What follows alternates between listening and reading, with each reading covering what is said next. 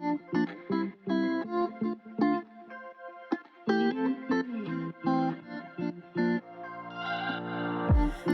on a journey. Getting ready to start this baked ravioli. As usual, I have made modifications. So the recipe did not call for garlic or onion, but I feel like it would be a crime to not put garlic and onion in Italian food. I'm doing some reduced fat cream cheese, some mozzarella, Parmigiano Reggiano. I have a jar of pasta sauce. The recipe calls for frozen tortellini, but I'm just going to use this one because I've had it in my pantry for a while and I need to get rid of it. And then around a pound of ground beef. Let's throw this together. Alright, so we're going to start with cooking this tortellini according to the package instructions. I'm going to go just a little bit shy. My instructions say 10 minutes, so I'm going to stop at 9. So at this point, we're pretty much just making meat sauce. So I'm going to dump in my ground beef and break it up. And then we're gonna season. I don't believe that any of this seasoning is called for in the recipe, but it's against my religion to not season meat. So, do some salt. I'm gonna do some pep.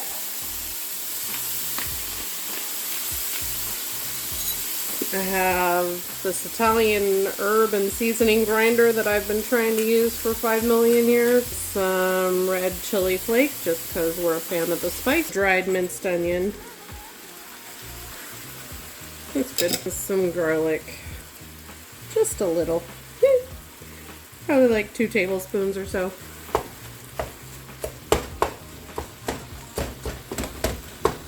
My ground beef is all cooked and broken up, and the recipe says to just throw in the sauce and the cream cheese at the same time, but I'm gonna try to break up the cream cheese a little bit in the ground beef before I pour the sauce in the hopes of having a smoother sauce. Now this is the third less fat cream cheese, which is already a little creamier than the full fat kind. No idea why that's the case, but it hopefully will break down a little better. And then I'll pour the marinara sauce in there. Okay. And depending on what this looks like, I may add a little bit of water, but I don't want this to get too liquidy. Ooh, that looks good. Yeah, I don't want to put any water in there. And we're just gonna let that simmer for about 5 minutes, and then we'll mix in the tortellini.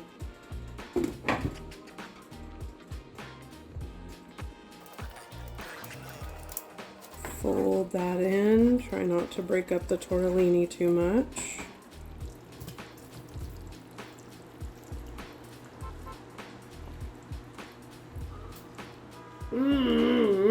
I'm going to kind of swirl most of this mozzarella in amongst the sauce. So we have pockets of like gooey melty, kind of like I did with that spaghetti squash pizza casserole thingamajiggy a few weeks back. And now we're gonna top it with the rest. Recipe says 1 to 2 cups of cheese. I did 4 ounces. You can do as much as you want. And then half a cup of Parmesan. This is fresh grated Parmigiano Reggiano, which is why I'm not worried about having a bunch of mozzarella on the top. That is a lot of parm.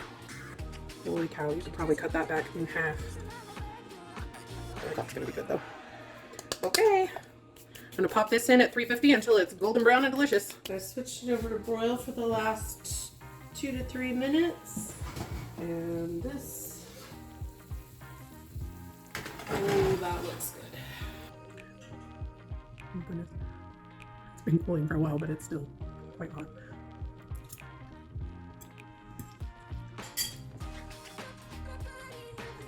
So if this was 2 calorie dense for you and it's still pretty low in calorie, you could definitely lower the calorie count by, instead of doing the full block of cream cheese, you could just do some fat-free half and half.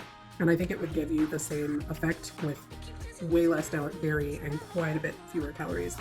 But all that being said, this is very delicious and it was quite easy to put together. So you should. All right, let's throw together some homemade teriyaki sauce. We're gonna need sesame seeds, pineapple juice, low sodium soy sauce, rice wine vinegar. This is rice vinegar, whatever, close enough. Sesame oil, ginger. I use mine frozen because it's easier to grate and it keeps longer. some garlic, and honey. Let's do this. In here I have my honey already. I'm gonna add my soy sauce. That's a half a cup of low sodium, third a cup of pineapple juice, a tablespoon of rice wine vinegar, and a teaspoon of sesame oil. My ginger and garlic mashed together into a paste. I went a little heavy on both the ginger and the garlic because flavor. And then a tablespoon of sesame seeds, which they say are optional, but it is not optional. And then we're just gonna whisk this together until the honey dissolves. And you can make it thicker by adding a cornstarch slurry, but that's kind of part of the recipe I'm gonna be using this in, so I'm not really gonna bother. I'm just gonna get this incorporated. Also, I screwed up. I wasn't supposed to put the sesame seeds in until the end, but ask me how much I care. It's fine. You just want this to boil until it coats the back of a spoon, and then you can thicken it more with a cornstarch slurry if you want, but that's part of the recipe I'm using this for, so I'm not gonna bother. Welcome to the shortest ingredient rundown for a recipe ever.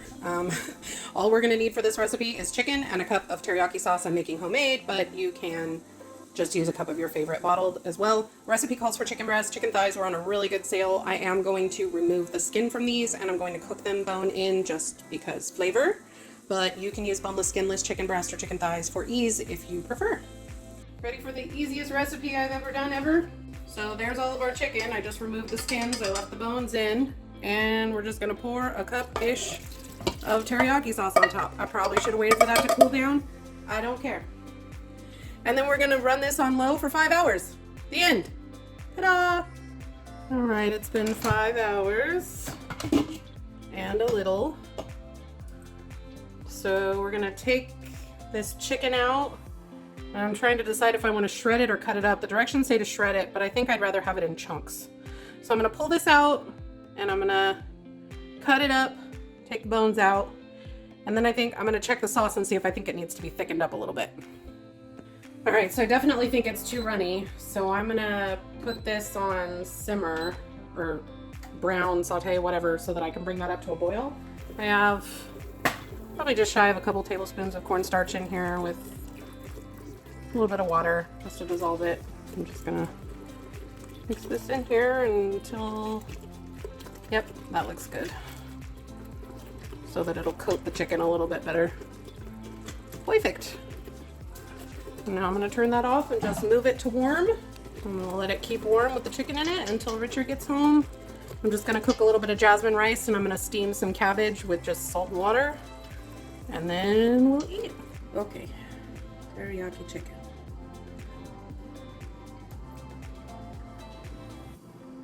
So the chicken is very soft because of, you know, cooking in the crock pot. So the texture is not quite teriyaki chicken, but the flavors are definitely there. I'm gonna be putting this into a soba noodle, peanut noodle, whatever dish tomorrow. I'm pretty excited about that. But it is really yummy, just as is. It's good. Mm-hmm. Very simple, especially if you don't make your own teriyaki sauce. Mm-hmm. Make that one. Mm-hmm. Okay, let's put together these saucy peanut noodles. I know this looks like a lot of ingredients, but most of it's for the sauce. It'll come together really easy. We need a little bit of hot water, green onion. The recipe calls for red bell pepper, but I'm not a huge fan of bell pepper, so I'm gonna use cucumber instead. Some lime, fresh ginger, some peanuts, cilantro, maple syrup or honey. I'm almost out of honey, so I'm gonna use maple syrup instead. In this little glass container is leftover teriyaki chicken from yesterday that I'm gonna use for my shredded chicken. Some peanut butter. Recipe called for chili garlic paste, which I could not make a trip to my local Asian store and I was out, so I'm just going to use some gochujang. You could also use sriracha if you wanted to, sambal, whatever you have. Some sesame seeds. Recipe called for whole wheat noodles, but I'm going to use soba because I like soba and it's very healthy for you. Some sesame oil, rice vinegar, and low sodium soy sauce. Let's throw this together. All right, let's make this sauce while I'm waiting for my water to boil. I already measured out my peanut butter and my gochujang just for the sake of expediency. And I'm gonna add some hot water. My measurements are all screwed up because I'm making like 2/3 of a recipe because I don't need as many servings as this makes. So just look in the description for the recipe for measurements. Some soy sauce, 2 teaspoons of sesame oil, which is like 2/3 of a tablespoon, just shy. The same amount of rice vinegar, Ooh, oh well. It's gonna be a little vinegar heavy, but that's okay with me. Some maple syrup or honey. That's it for the wet ingredients. Well, except for the lime juice.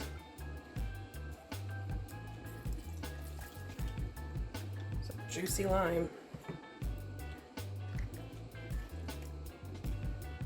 Some fresh grated ginger. Whoop! Of course I did that. All right, and then we're just gonna mix this up. And I'm mixing this in the same container I plan on storing the noodles in, just for the sake of dishes. You can throw this in a little food processor if you want to, but I'm just gonna get that mixed up until it's smooth. All right, so it's probably as smooth as I'm gonna get it for now. There's still some little chunks of gochujang in here and stuff, but once we add the hot noodles in there, things will kind of melt down a little bit better. But it's still pretty smooth. We're doing okay. I tasted it and I can tell you I'm probably gonna want it a tad sweeter for my taste, but I'm gonna wait until I have everything in it before I say so, because I do have that teriyaki sauce on the chicken. I'm gonna get the noodles cooking and then we'll throw everything in here. All right, I'm gonna cook these soba noodles according to the package instructions, which for mine is about 7 minutes. Just waiting for my noodles to cook, so I'm gonna add some green onion. All right, we're gonna add my noodles that have been drained and rinsed in cold water. And I'm gonna give those a mix to get the dressing all over the noodles so they don't stick. And I could probably pick a much better instrument to do this with than this teeny tiny spatula. Do some tongs here. Better. Now we're gonna add my cilantro.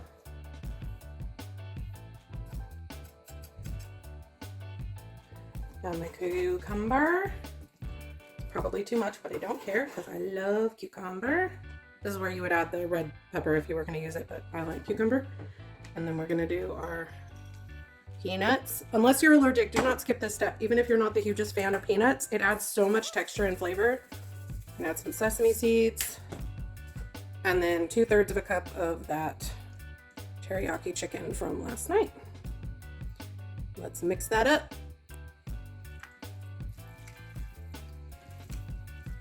That moment when you realized you picked too small of a container.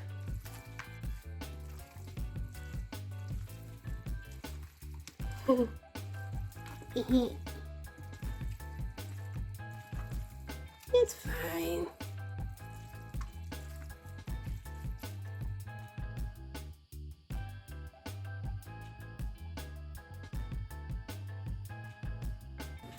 Okay, let's give these noodles a taste.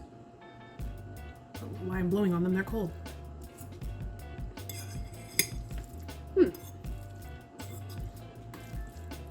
They're a little bland for me. So this type of sauce normally has hoisin, and I have some in my fridge, so I'll probably add that. It could also use way more spice for me, which could be my fault because I use the gochujang instead of the chili garlic paste. It could also use a teeny bit more sweetness. It's very peanut butter heavy. So if you're a huge fan of peanut butter, this is your jam. It's very one note. It's peanut butter sauce. So to me, it needs, like, it could use a dash of fish sauce, which is also usually in this kind of dressing.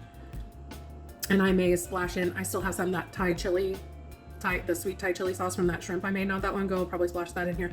I'm just gonna doctor it up a little, but overall, I'm a fan of all of the flavors in here. It could use even more cucumber for me. I'll probably end up just adding more just because cucumber is delicious and it's healthy for you. But I do like this. It could also be because I used the soba noodles instead of the spaghetti, but it was very dry. Like, it had soaked everything up. So I needed to add a little bit of water to it too, just to be able to just stir it around. But this is a really good start. Yeah, give that a shot. It's good. I would add lots more vegetables. Back on the things that we've taken for granted, but feels like we're learning to be better without what's been holding